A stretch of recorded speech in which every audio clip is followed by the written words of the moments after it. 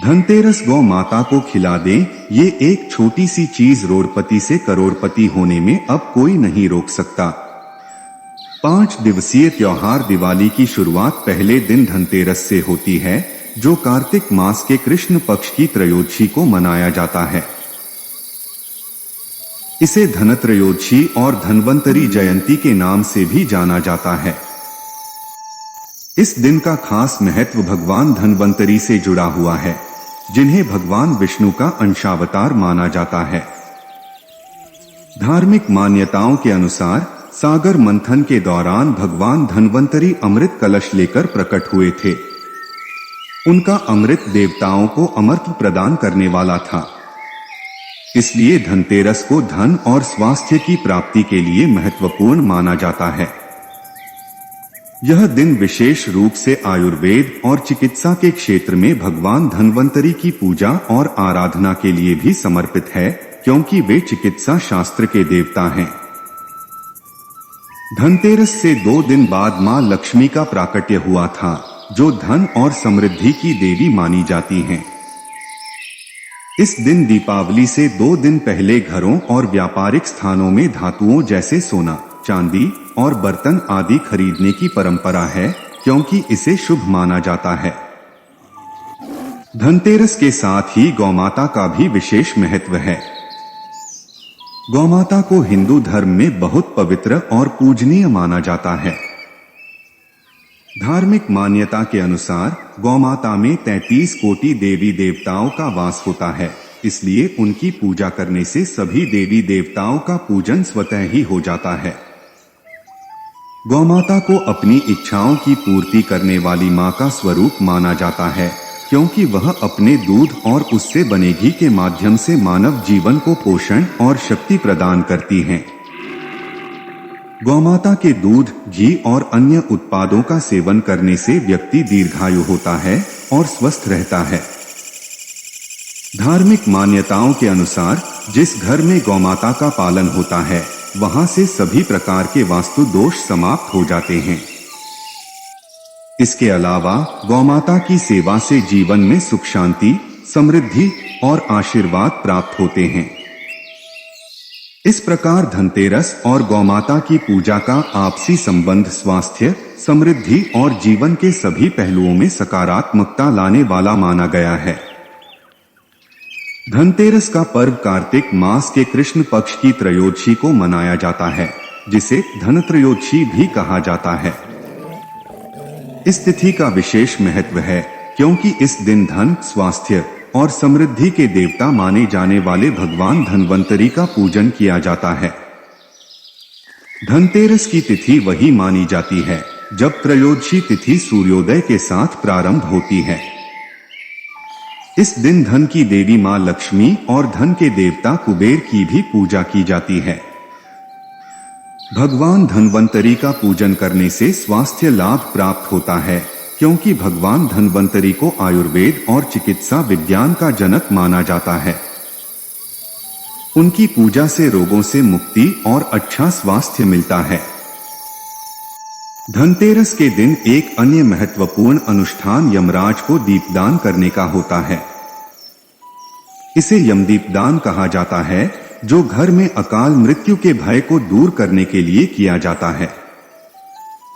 यमराज की पूजा से घर में शांति और सुरक्षा बनी रहती है। धनतेरस पर कुछ विशेष उपाय भी किए जाते हैं। इस दिन जल्दी उठकर स्नान करना चाहिए। स्नान के पानी में हल्दी मिलाकर स्नान करने से शारीरिक और मानसिक शुद्धि मानी जाती है। इसके बाद भगवान धन्वंतरी की पूजा की जाती है, जो भगवान विष्णु का अवतार माने जाते हैं और जिन्हें पीताम्बर भी कहा जाता है। धनतेरस की पूजा में पीले रंग का विशेष महत्व होता है, क्योंकि पीताम्बर का अर्थ है पीले वस्त्र धारण करने वाला। इसलिए इस दिन स्नान के बाद स्वच्छ पीले वस्त्र पहनने चाहिए। यदि पीले वस्त्र पहनना संभव न हो तो पूजा के दौरान अपने पास पीले रंग की कोई वस्तु जैसे रुमाल रखना शुभ माना जाता है। पूजा से पहले अपने मंदिर और घर की सफाई अवश्य करनी चाहिए, ताकि सकारात्मक ऊर्जा का आगमन हो और देवी देवता प्रसन्न हो। श्री भागवत पुराण में कहा गया है कि भगवान की पूजा से भी अधिक महत्वपूर्ण उनकी सेवा मानी गई है और भगवान की सेवा का एक रूप है उनके मंदिर की सफाई और उनकी देखभाल करना। मंदिर की सफाई, भगवान को स्नान कराना और उनका श्रृंगार करना एक विशेष सेवा मानी जाती है, क्योंकि यह उन्हें शुद्ध और आकर्षक बनाए रखता है। पूजा की शुरुआत से पहले मंदिर को अच्छी तरह से साफ करें और भगवान का श्रृंगार करें। इसके बाद भगवान का तिलक लगाएं और उनकी विधिपूर्वक पूजा करें। पूजा के दौरान एक महत्वपूर्ण अनुष्ठान है कि साबुत चावल या गेहूं के ढेर पर एक दीपक प्रज्वलित करें। इस दीपक को जलाते समय भगवान की ओर मुख करके पूजा करें, क्योंकि अग्नि को साक्षी मानकर ही पूजा आरंभ की जाती है। दीपक को प्रज्वलित करने के बाद उसे प्रणाम करना चाहिए, क्योंकि यह पूजा का अभिन्न अंग है। ध्यान रहे कि पूजा के दौरान अगरबत्ती या धूप का प्रयोग न करें। इसके बजाय सुगंधित धूप का प्रयोग वर्जित किया गया है। सबसे पहले श्री गणेश जी की पूजा करनी चाहिए। गणेश जी को कुमकुम से तिलक करें और उन्हें चढ़ावा चढ़ाएं। इसके बाद भगवान शिव को हल्दी से तिलक करें और मां लक्ष्मी को कुमकुम या रोली से तिलक लगाएं। भगवान विष्णु, जिन्हें पीतांबरधारी कहा जाता है, पीले वस्त्र धारण करते हैं और उनकी पूजा विशेष रूप से पीले वस्त्रों के साथ की जाती है। भगवान विष्णु को प्रणाम करके उनकी पूजा आरंभ करें। इस तरह से आप धनतेरस और अन्य धार्मिक अवसरों पर भगवान की सेवा और पूजा कर सकते हैं, जिससे आपको सुख, समृद्धि और स्वास्थ्य का आशीर्वाद प्राप्त हो। भगवान की पूजा में उपयोग होने वाली सामग्री और प्रक्रिया को पवित्रता और शुद्धता के साथ करना आवश्यक होता है। जब आप पूजा के लिए पूरी तैयार करें तो ध्यान रखें कि आटे में नमक नहीं मिलाना चाहिए, क्योंकि यह पूरी भगवान को चढ़ाई जाती है। पूजा की सामग्री जितनी शुद्ध और सात्विक हो उतना ही बेहतर माना जाता है। पूरी को शुद्ध देशी घी में ही तलना चाहिए, जिससे उसका धार्मिक और शुद्ध महत्व बना रहे। जब पूरी तैयार हो जाए तो उसमें एक छोटा सा गुड़ का टुकड़ा, एक चुटकी हल्दी और कुछ हरा धनिया रखकर पूरी को अच्छे से लपेट लें। इस प्रकार तैयार की गई पूरी को एक साफ प्लेट में रखें और उसे मंदिर में भगवान के समक्ष अर्पित करें। भगवान विष्णु और मां लक्ष्मी की पूजा के दौरान भगवान विष्णु को विशेष रूप से तुलसी अर्पण करें। तुलसी के बिना भगवान विष्णु का भोग और पूजा अधूरी मानी जाती है, क्योंकि भगवान विष्णु तुलसी को अत्यंत प्रिय मानते हैं। पूजा के दौरान पूरी का भोग लगाने के बाद आप श्री लक्ष्मी नारायण मंत्र का जाप कर सकते हैं। यह मंत्र भगवान विष्णु और मां लक्ष्मी की कृपा प्राप्त करने के लिए अत्यंत प्रभावशाली माना जाता है। मंत्र का जाप मन, वाणी और कर्म की शुद्धता के साथ करना चाहिए, ताकि पूजा का पूर्ण फल प्राप्त हो सके। श्री लक्ष्मी नारायण मंत्र। ओम श्री लक्ष्मी नारायणाय नमः। इस मंत्र का जाप करने से आपको भगवान विष्णु और माता लक्ष्मी की विशेष कृपा प्राप्त होती है। यह मंत्र धन, समृद्धि और खुशहाली के लिए अत्यंत शुभ माना जाता है। पूजन की यह विधि शुद्धता, श्रद्धा और समर्पण के साथ करने पर भगवान विष्णु और माता लक्ष्मी का आशीर्वाद मिलता है, जो आपके जीवन में सुख, समृद्धि और शांति लाएगा। यह मंत्र, जो ऋग्वेद से लिया गया है, एक अत्यंत शक्तिशाली प्रार्थना है। इसमें लक्ष्मीपति भगवान शिव की महिमा का वर्णन किया गया है, जिसमें उन्हें महादानी कहा गया है। यह मंत्र इस बात को इंगित करता है कि भगवान शिव केवल साधारण दाता नहीं हैं, बल्कि वे बड़े और उदार दानी हैं, जो संसार में निराश लोगों को भी आशा प्रदान करते हैं। मंत्र में कहा गया है कि जो कोई व्यक्ति जीवन के सभी पक्षों से निराश हो जाता है, वह जब भगवान शिव के शरण में आता है तो वह कभी खाली हाथ नहीं लौटता। भगवान शिव उसकी याचना सुनकर उसकी इच्छाओं को पूरा कर देते हैं। यह प्रार्थना विशेष रूप से आर्थिक समस्याओं से मुक्ति पाने के लिए की जाती है। इस मंत्र का जाप करते हुए भक्त भगवान से यही प्रार्थना करता है कि वे उसकी आर्थिक परेशानियों को दूर करें और उसे समृद्धि का आशीर्वाद दें। मंत्र ओम भूरिदा यसी श्रुत पुरुत्रा शूर वृत्रहिन आनो भजस व्राधसी। मंत्र जप के बाद भक्त को भगवान श्री गणेश, श्री विष्णु और माता लक्ष्मी को प्रणाम करना चाहिए और हाथ जोड़कर प्रार्थना करनी चाहिए कि उनके सभी कष्ट दूर हों और उनकी सभी मनोकामनाएं पूरी हों। इसके बाद पूजा के अंत में क्षमा याचना अवश्य करनी चाहिए, जिसमें भगवान से यह प्रार्थना की जाती है कि यदि पूजा में कोई त्रुटि या भूल हुई हो तो वे उसे क्षमा करें। क्षमायाचना के माध्यम से भक्त अपनी विनम्रता और श्रद्धा प्रकट करता है। पूजा समाप्त होने के बाद अपने माथे पर हल्दी का तिलक करें। यह माना जाता है कि हल्दी का तिलक लगाने से भगवान विष्णु प्रसन्न होते हैं और उनकी कृपा दृष्टि हमेशा भक्तों पर बनी रहती है। हल्दी का तिलक शुभता, स्वास्थ्य और समृद्धि का प्रतीक माना जाता है और यह भक्त के जीवन में सकारात्मक ऊर्जा का संचार करता है।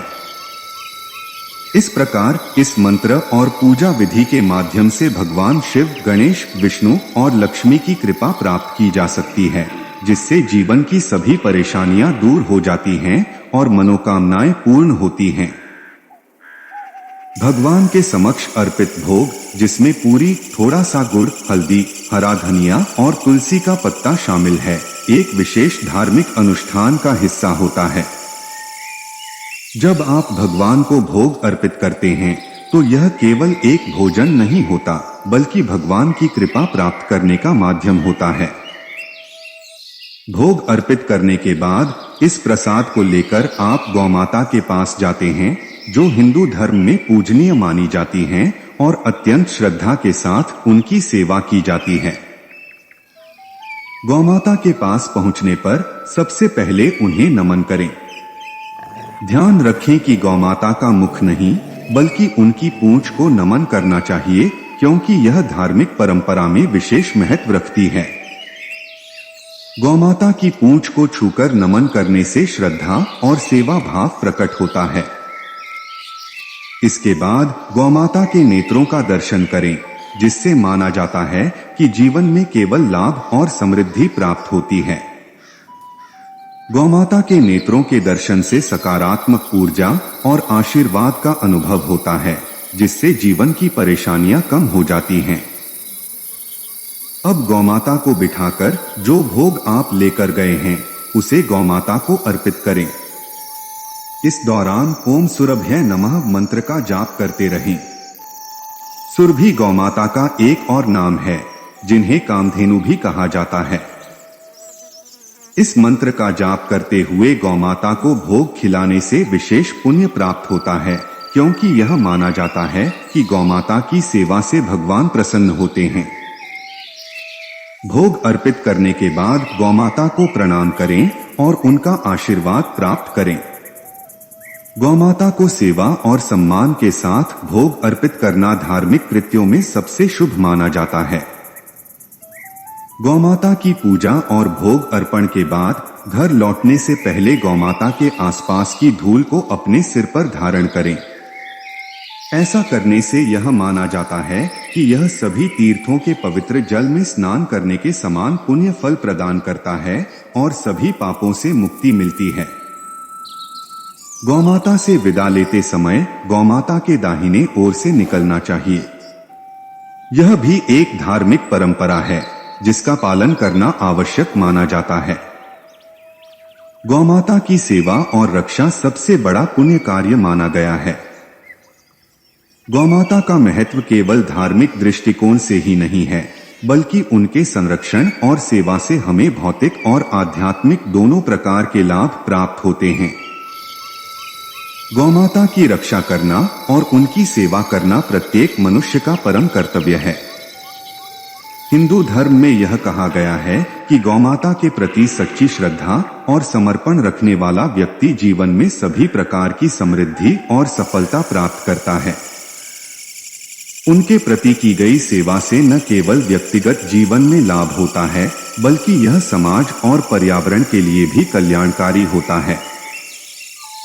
इस प्रकार गौमाता की पूजा, उनकी सेवा और रक्षा से बड़ा कोई दूसरा महान पुण्य नहीं है। उनके प्रति आदर, श्रद्धा और सेवा भाव प्रकट करने से भगवान की कृपा प्राप्त होती है और जीवन में शांति, समृद्धि और सुख आता है। यदि इस वीडियो में कहीं कोई त्रुटि हो तो हम आपसे क्षमा चाहते हैं। हर हर महादेव। दोस्तों, हमें उम्मीद है कि आज की वीडियो आपके लिए लाभदायक होगी। अगर वीडियो आपको पसंद आई हो तो कृपया इसे लाइक करें और इसे अपने परिवार और दोस्तों के साथ अधिक से अधिक शेयर करें। अगर आप हमारे चैनल बलवीर कोट्स पर नए हैं तो कृपया सब्सक्राइब करें और घंटी के बटन को दबाएं ताकि आपको हमारी सभी नई वीडियोस की सूचनाएं सबसे पहले मिलें।